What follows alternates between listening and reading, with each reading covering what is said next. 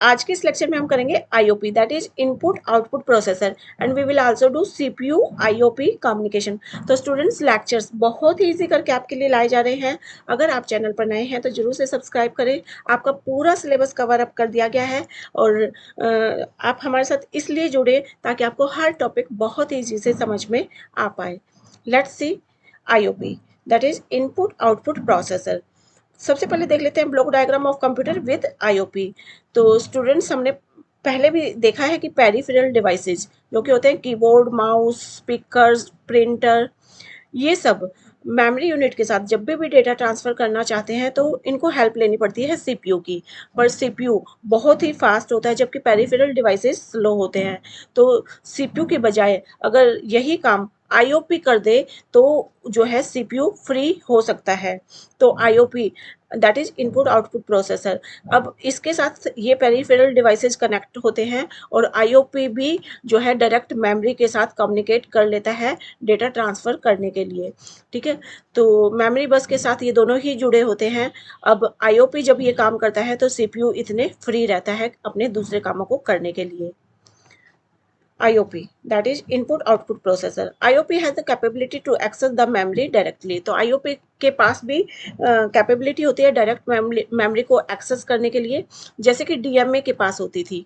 ठीक है, IOP controls and manages only the IO task. पर आईओपी जो होता है आईओ प्रोसेसर, वो सिर्फ आईओ टास्क को ही कंट्रोल और मैनेज करता है। IOP is similar to CPU. तो ये भी आईओ प्रोसेसर सीपीयू की तरह ही होता है, but it only handles IO processing. परंतु ये सिर्फ आईओ टास्क को ही हैंडल करता है, आईओ प्रोसेसिंग को ही। IOP has direct memory access capability. तो आईओपी के पास भी डायरेक्ट मेमोरी एक्सेस कैपेबिलिटी होती है, जैसे कि डायरेक्ट मेमोरी एक्सेस कंट्रोलर के पास होती थी। जैसे डीएमए कंट्रोलर जो कि हमने पहले पढ़ा है, उसके पास भी ये कैपेबिलिटी होती है डायरेक्ट मेमोरी को एक्सेस करने की। वही कैपेबिलिटी आईओपी के पास भी है। ठीक है, पर दोनों में डिफरेंस क्या है? डीएमए कंट्रोलर जो है वो पूरा पूरा का पूरा कंट्रोल होता है सीपीयू के through, that must be controlled entirely by the CPU. पर आईओपी, आईओपी जो होता है वो अपनी इंस्ट्रक्शंस को खुद ही फैच करता है, एग्जीक्यूट करता है। मतलब सीपीयू पे ये डिपेंडेंट नहीं होता, ये खुद ही फैच करता है, एग्जीक्यूट करता है। ये सिर्फ सीपीयू से तो एक परमिशन लेता है, it takes only one permission to initiate itself by CPU. CPU से सिर्फ एक परमिशन लेता है, उसके बाद सारी इंफॉर्मेशन को फैच करना, एग्जीक्यूट करने का काम इसका खुद का होता है। ठीक है, जबकि डीएमए सीपीयू के ऊपर ही कंट्रोल्ड रहता है, पूरे सीपीयू से ही कंट्रोल्ड रहता है। IOP fetches and executes the instruction from IO device. तो IOP क्या करता है? जो भी इंस्ट्रक्शंस को फैच करता है, एग्जीक्यूट करता है IO डिवाइस से, वो इंस्ट्रक्शंस लेता है। ठीक है, data format of peripherals differs from CPU and memory. CPU तो बहुत फास्ट होता है, मेमोरी सीपीयू और मेमोरी बहुत फास्ट होती हैं, जबकि पेरिफेरल डिवाइसेज का डेटा फॉर्मेट अलग होता है सीपीयू से। ठीक है, आईओपी जो होता है इट मेंटेन्स सच प्रॉब्लम। तो ये जो मिसमैच वाली जो प्रॉब्लम्स होती हैं, आईओपी इसको मेंटेन कर लेता है, क्योंकि आईओपी आईओ डिवाइसेज के साथ जो है डीलिंग करने में बहुत एक्सपर्ट होता है। IOP provides the path for transfer of data between peripheral devices and memory। तो IOP एक पाथ प्रोवाइड कर देता है जिससे कि डेटा ट्रांसफर किया जा सकता है पेरिफेरल डिवाइसेज और मेमोरी के बीच। First CPU works as master. पहले तो CPU as the master work करता है और IOP as the slave work करता है। ठीक है, but when CPU informs IOP, जब सीपीयू इन्फॉर्म कर देता है आईओपी को, कह देता है कि वो मेमोरी को एक्सेस कर ले। ठीक है, to take the command words from memory. जब सीपीयू आईओपी को बोल देता है कि वो मेमोरी को डायरेक्ट एक्सेस कर ले, ठीक है, जैसे ही उसको ये कमांड मिलती है तो यहाँ पे जो आईओपी होता है वो अब एज द मास्टर काम करता है। ठीक है, और मैं ये सीपीयू स्लेव बन जाता है। जैसे इसको कमांड मिलती है तो आईओपी तो मास्टर बन जाता है। ठीक है, और सीपीयू स्लेव बन जाता है, और फिर आईओपी अपना काम करता है। फिर आईओपी जब अपना काम फिनिश कर देता है तो अगेन ये स्लेव बन जाता है और फिर अगेन ये मास्टर बन जाता है। बस ऐसे ही होता है। ठीक है, CPU informs IOP to take the command words from memory, then CPU works as slave and IOP works as master। मतलब IOP के पास सारी कमांड्स होती है, IOP सारा काम खुद ही हैंडल करता है एज द मास्टर बन के। जैसे ही CPU इसको कहता है ना कि काम शुरू कर लो, तो IOP एज द मास्टर बन जाता है, सारा काम खुद करता है। फिर जब इसका काम फिनिश हो जाता है तो ये सिग्नल को अगेन CPU को भेज देता है और फिर से CPU मास्टर हो जाता है और IOP स्लेव हो जाता है। ठीक है, अब बस इसका CPU IOP कम्युनिकेशन और देख लेते हैं। CPU और IOP के बीच जब भी कम्युनिकेशन होता है, मतलब CPU और IOP कैसे कम्युनिकेशन करते हैं। CPU ऑपरेशन क्या रहता है, IOP ऑपरेशन कैसे रहता है जब भी डेटा ट्रांसफर होता है।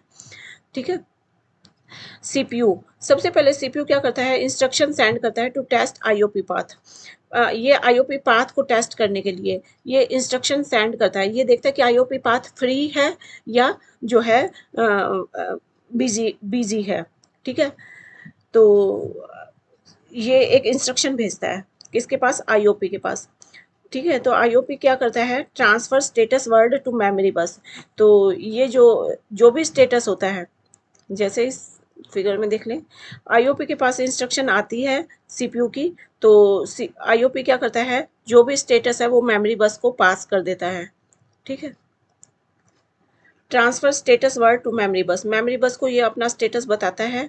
अगर तो स्टेटस ओके है तो CPU बोल देता है कि IO इंस्ट्रक्शन जो है स्टार्ट कर दे IOP के लिए। IOP को कह देता है कि वो अपना IO इंस्ट्रक्शन स्टार्ट कर ले, मतलब मेमोरी से डेटा, मेमोरी में डेटा को ट्रांसफ़र कर ले।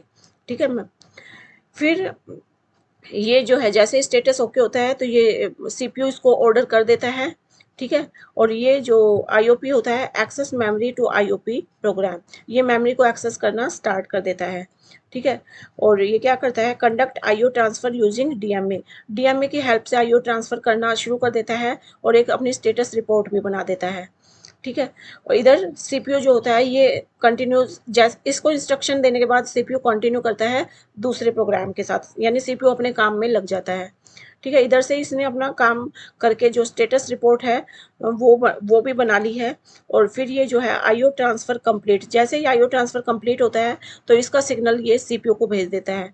ठीक है, यहाँ पे CPU के पास सिग्नल आता है, CPU रिक्वेस्ट करता है IOP स्टेटस के बारे में। रिक्वेस्ट मतलब ये IOP स्टेटस मांगता है, तो इट मीन्स ये देखता है कि ये जो ट्रांसफ़र हुआ है इसमें कहीं का कुछ एरर तो नहीं है, ये ओके है या नहीं, इसका स्टेटस ये मांगता है।